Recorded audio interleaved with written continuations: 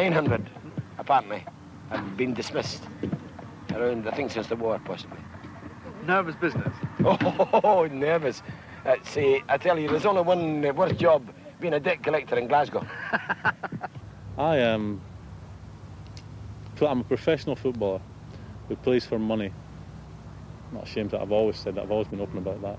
And I can earn a great deal more by playing football outside of Scotland than I could in Scotland. So that's why I play football outside of Scotland.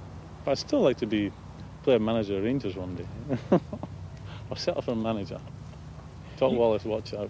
2-1 to Celtic is how it ends, and Jock Stein receives the Winners' Cup. Celtic. The dramatic attractiveness of being a footballer is obvious. Less obvious are the attractions of being a manager. Yet a lot of people have tried to cross over from being a player to being another kind of working-class hero, the football manager. It can be a difficult crossing, covering as it does the distance between personality and character. And Danny McGrain. Passing by Everton and some good defence by Kern, with Matt Busby stepping in. And here comes the man that they would have for Prime Minister, President and everything. And Matt Busby going first to Benfica, and what a tremendous thing to do, to go straight to Benfica and now to his own club. Football is a trade, and I played with number 4 in my back. I was lucky that I found my true position right away. And those two have met many times before, Emlyn Hughes and Bill Shankly. And except for the most staunch... Doherty takes a free kick, and it's a goal from 60 yards. And Tommy Doherty, the manager who one or two people rather cruelly said was the most successful failure in football, has today proved them wrong. Tim McLean. If it is possible, I've my eyes on the referee, it's gone, that's it, the finish. United have done it for the first time in their history. And there is a man who totally transformed the face of football in this city. Goes to Matheson. Ferguson's there! It's a goal, Michael! Aberdeen have definitely won the championship. Jock Wallace, the manager of Rangers, with the goal. In any crowd, a football manager is really alone.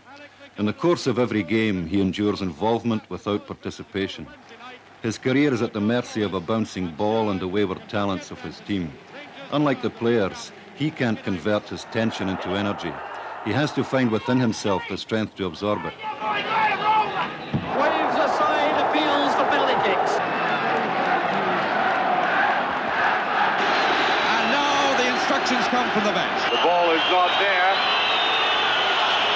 Scotland's World Cup is going to end in rather miserable fashion. Go on, Malone Diamond! The pressures of modern football would seem strange to those involved in the quiet beginnings of the game. It started as an amateur sport, very much a gentleman's pastime. But its popularity brought money into the staidness of the picture. Professionalism made the coach and the manager central to the effectiveness of any team. The players found that the money brought with it a greater demand to submit to authority. The power of the managers grew until they often seemed to be running the game not so much for the players or even the fans as for themselves, like a legal mafia. It took a very long time for those who actually played the game to establish their importance in football. By the time the players were achieving star status, a new kind of manager was emerging to control them. Someone who didn't depend on an institution for his authority, but on his own force of character. Perhaps that's why 3 of the greatest of this new breed came from a mining community. There was nothing else except mines. You're lucky if you got a job. You're lucky if you got a job in the mines. And I think possibly the fact that this was the case gave us it built us to the fact that we had to try and better ourselves, or try and create something, or do something. Oh, well, it was a background of with 10 of a family, really. 5 boys, 5 girls. And it was in a little mining village, Glenbuck, which most people in Scotland won't even know where it is. It's in the Ayrshire-Lanarkshire borders. And I would say that our upbringing was tough. Well, I was simple like everyone else, and for my mining family, the next step when you left school was to go into the pits. It was as simple and straightforward as that. My parents were like every other boy's parents, were determined that they were going to keep me out of the pits, but economically, the only place you could earn money was in the pits. I was 6 months in a carpet factory, but the call of the pits was too great, and I finished up there like all the rest. I think the experience of people in mining areas tends to peel away a lot of the nonsense that very often attaches itself to the attitudes of other characters in football, and especially managers. I think that in the case of men such as Bill Shankly, Matt Busby and Jock Stein, you have the common sense of the mining communities raised to the level of wisdom.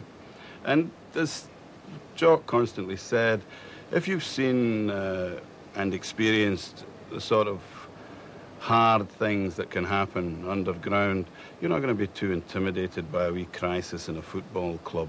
The teams being presented to the King before the start of the England v Scotland international soccer match at Wembley. It was a cold day for it, and Busby and Cullis wasted no time over the toss-up. There are those who see success and failure in football as being largely a matter of luck, or at least of factors you can't control. The job of the football manager is to disprove that theory. After the war, with his own playing career over, Matt Busby came as manager to the derelict ground of Manchester United. He was determined to rebuild more than a stadium. I was always a believer in building your own team. And with the result that gradually I had Jimmy Murphy, my assistant manager, and we got together and we started getting boys from school, from college, schools at the right age. And eventually we built a side, and when the 1952 or 53, when the other side had probably gone a little bit over the top, these lads were able to come in. And eventually they become one of the all-time great sides, because of the Duncan Edwards and Tommy Taylor. But they'd won a couple of championships and they were outstanding. A number of great lads who, sadly, in the crash, eventually, the sad crash, we lost them.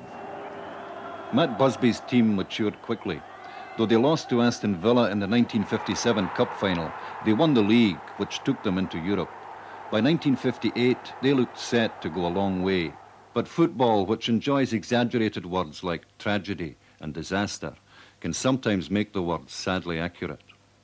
I remember us going off in Munich, arrived down in Munich, and I remember us going on the plane and going along the runway, and the pilot who was in charge wasn't happy, and he turned back. And then we tried again, and the same thing happened. With the result, he asked us all to come out, and we went and had a cup of coffee. And then they come back and said, would we return as the plane was now ready to go on, the fault had been corrected. And of course, on we come on the plane, and we got set off and started going, and you have a feeling for a moment there's something wrong. And all of a sudden, just smashed.